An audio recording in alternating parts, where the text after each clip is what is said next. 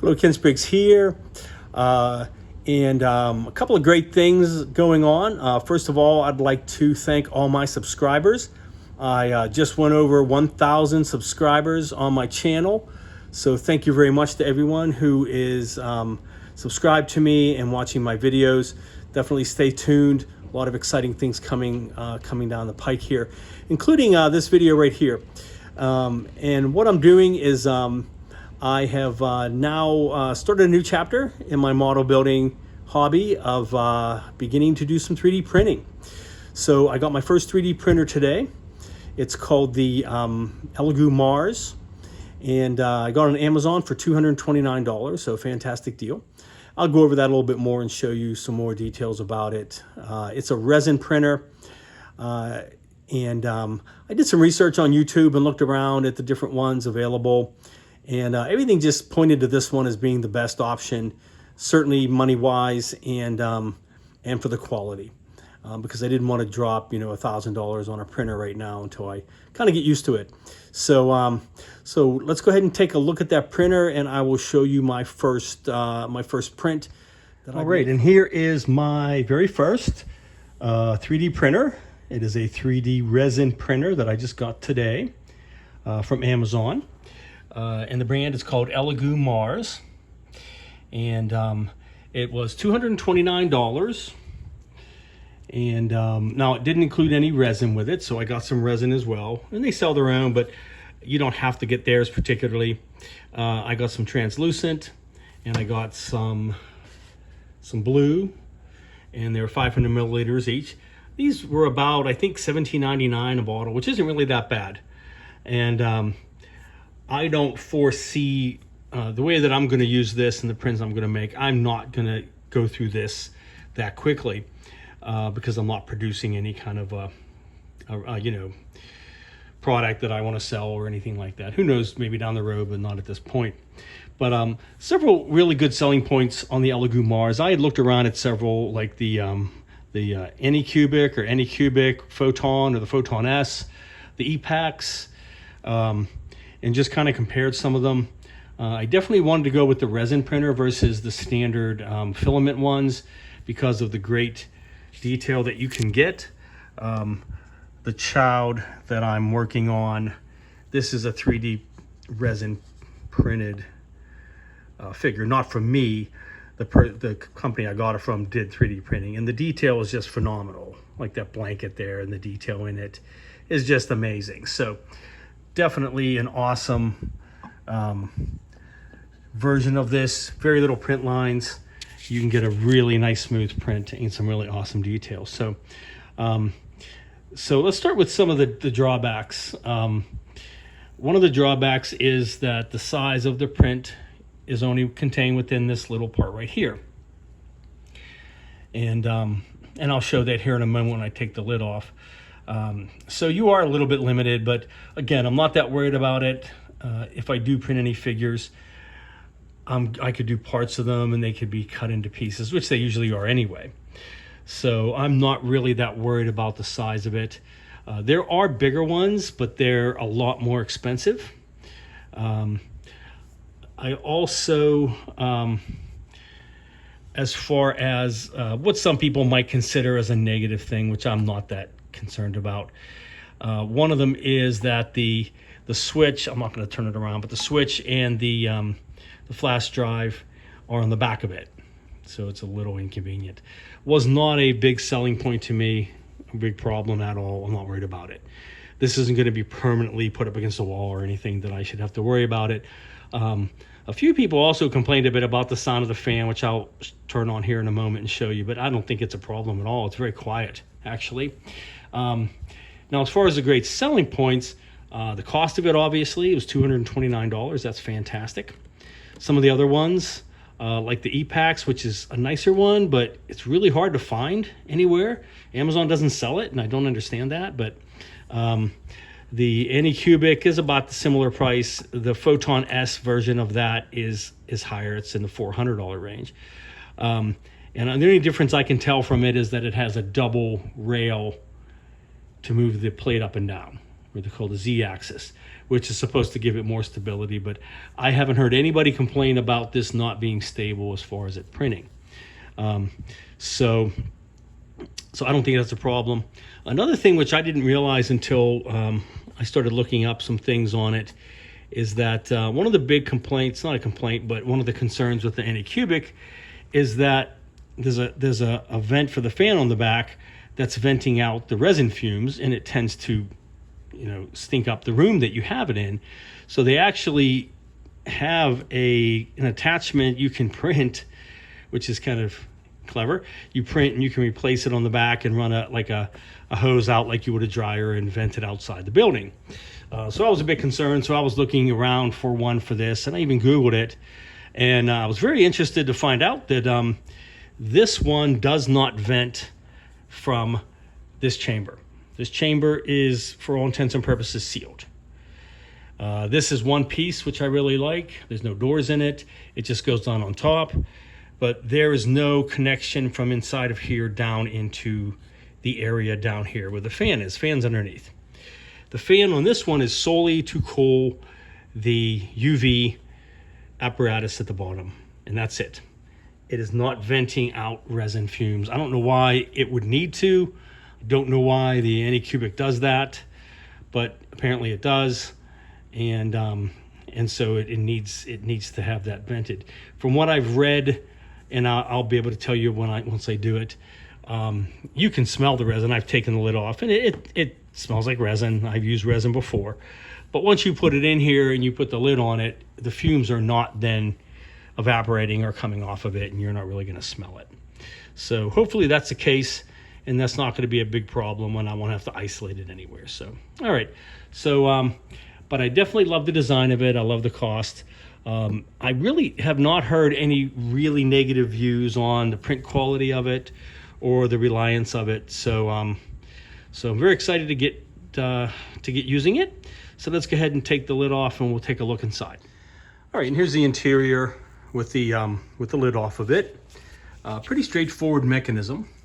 So you have your build plate, which I had to level for the first time, and it's pretty straightforward. All you do is you loosen these two Allen bolts with the included Allen wrench that it comes with, and then the whole thing moves around. It's on a ball action.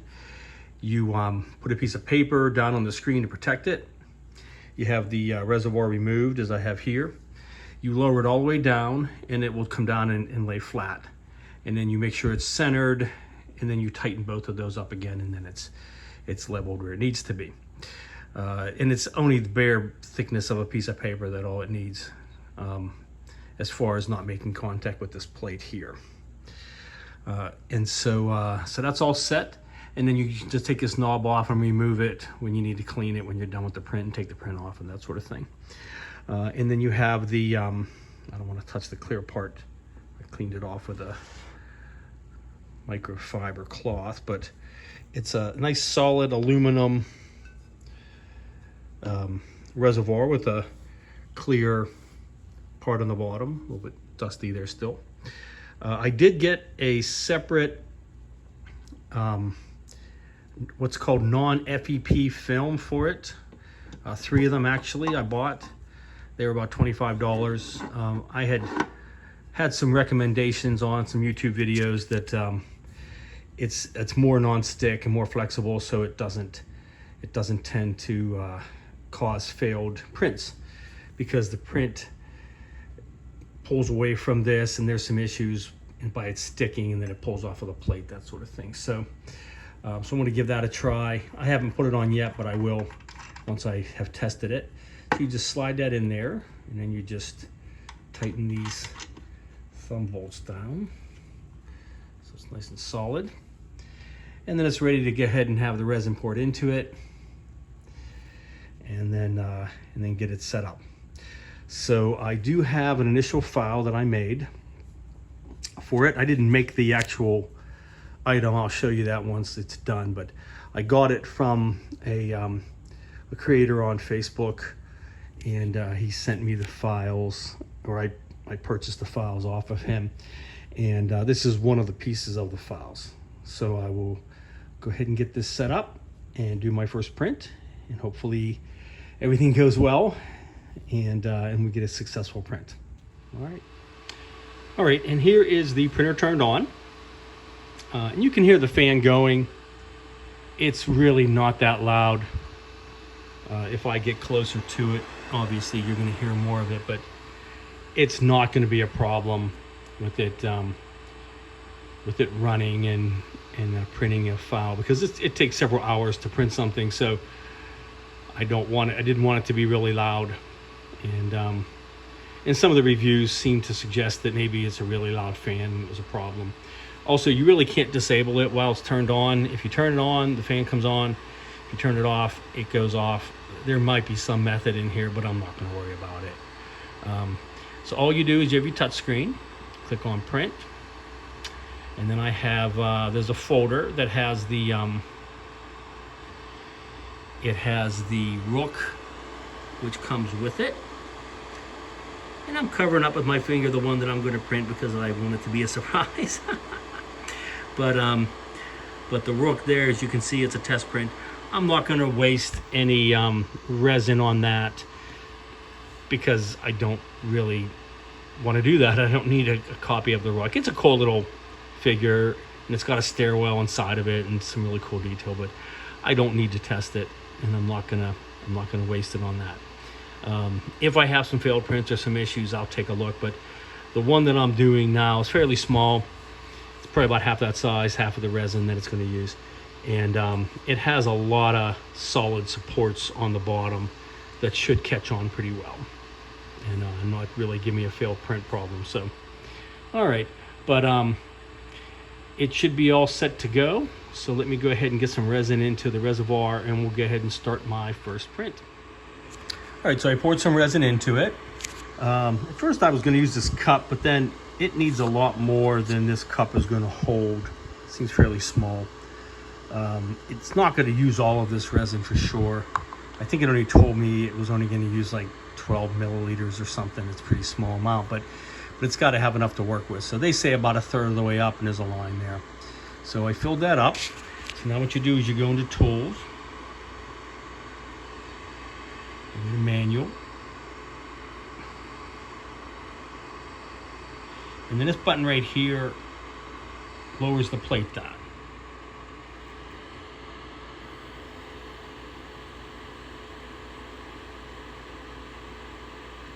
And you have some other buttons that allow you to move it up 1 millimeter at a time, 0.1 millimeter, or 10 millimeters at a time.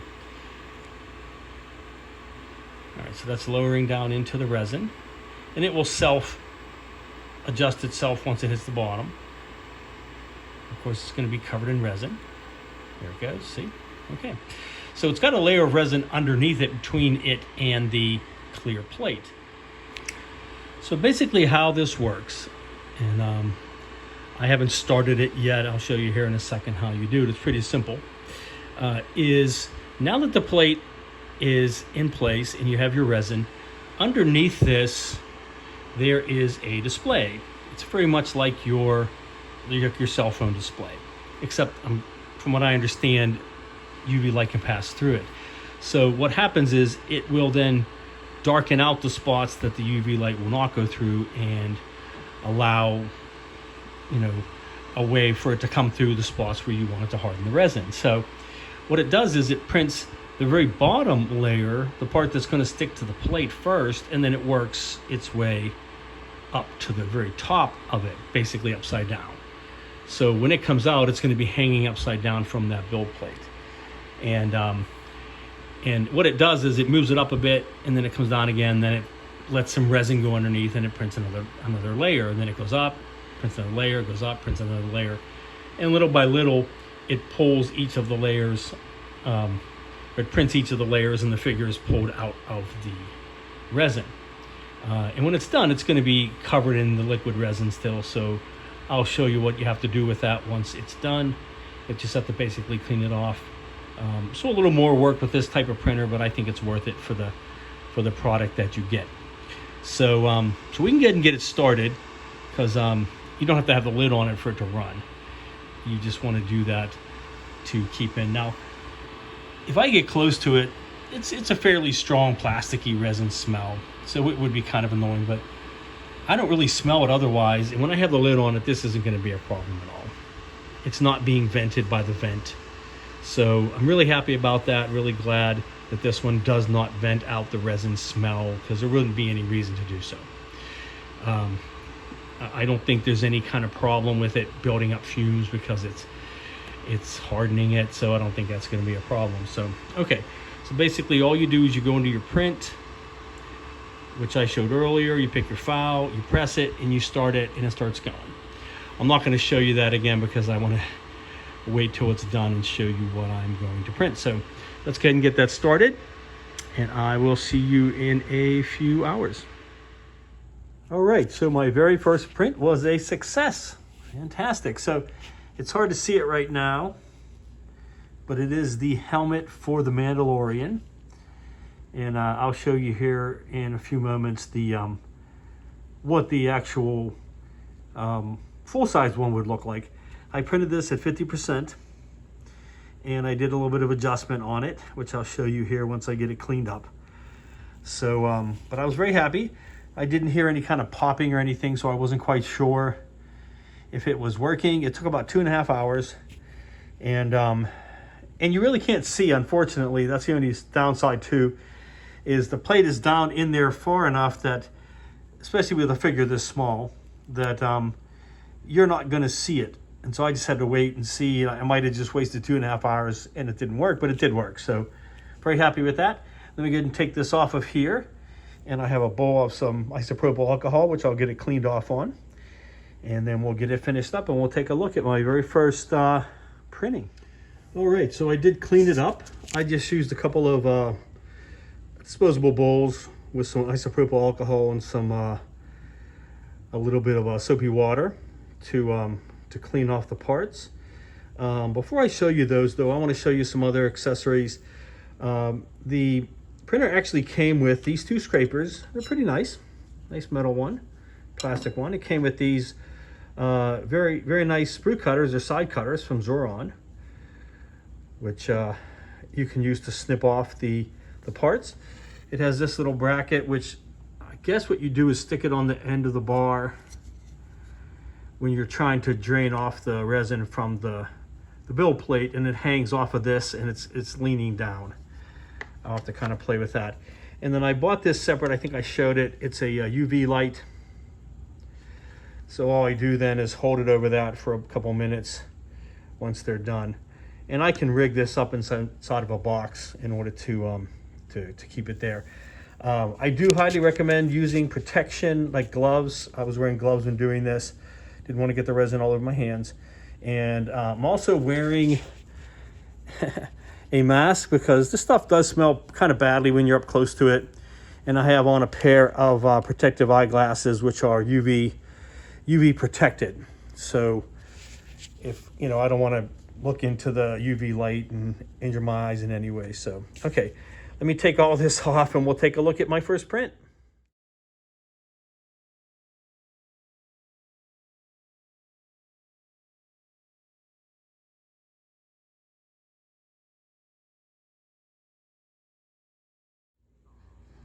All right, and there we go. Now the stills I showed right before this are obviously images of the fully completed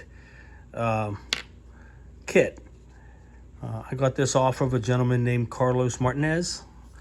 He was showing pictures of it, or someone else was building it, I think, on Facebook, and I expressed some interest, and so he sold the file to me.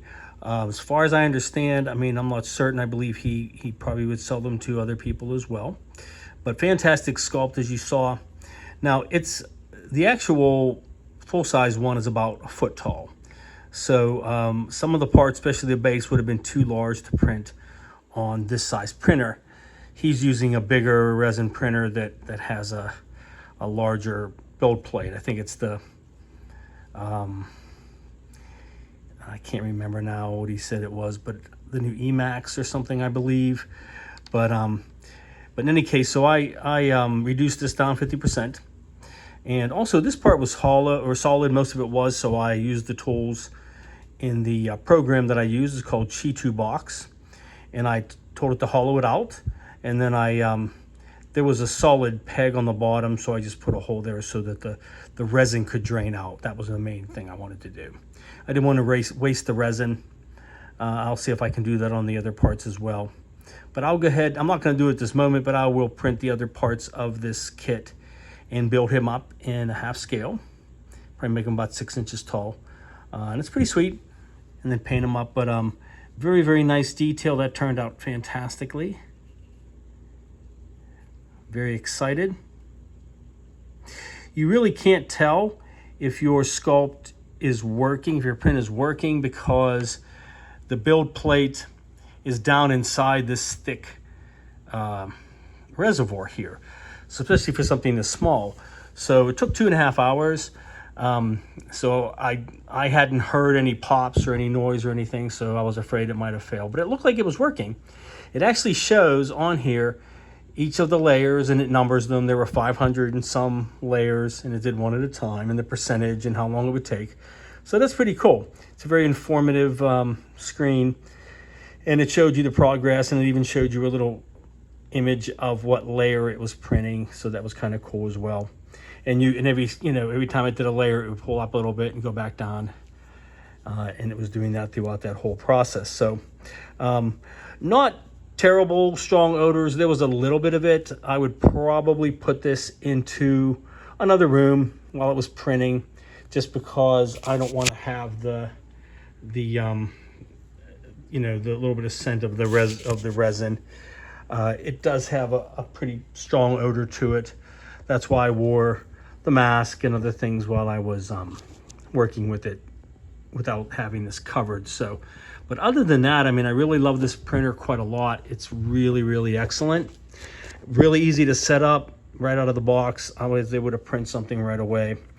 And then and get a nice good quality out of it. So definitely very, very excited for using this in the future in my my model building endeavors.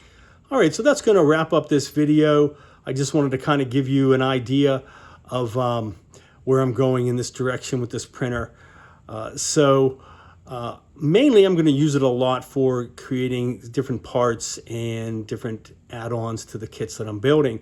But I will also use it to print out some figures and things like that I want to create as well, like this Mandalorian one, which is pretty awesome. So definitely have to play with it some more, get to know the software. What came with it is called Chitu Box, which lets you slice it and hollow it out like I showed and that sort of thing. But I'll need to go out and look up some software to do the actual 3D creation so I can create some parts and make some of my own things. So if anybody knows of any or wants to make some suggestions down in my comments, absolutely would appreciate that, since I am very new to this hobby of this part of it, the 3D printing part, and starting to create my own things. So, all right, thanks again to all my subscribers. Thank you to everybody that helped me reach 1,000, and many more fantastic builds coming up here. I will be continuing work on my Jupiter 2, and I will also be starting to show the build of the child from NY3D Creations that I kind of teased you in my trailer. So stay tuned. A lot of great things coming along here, and plus more with my 3D printer. Thanks a lot.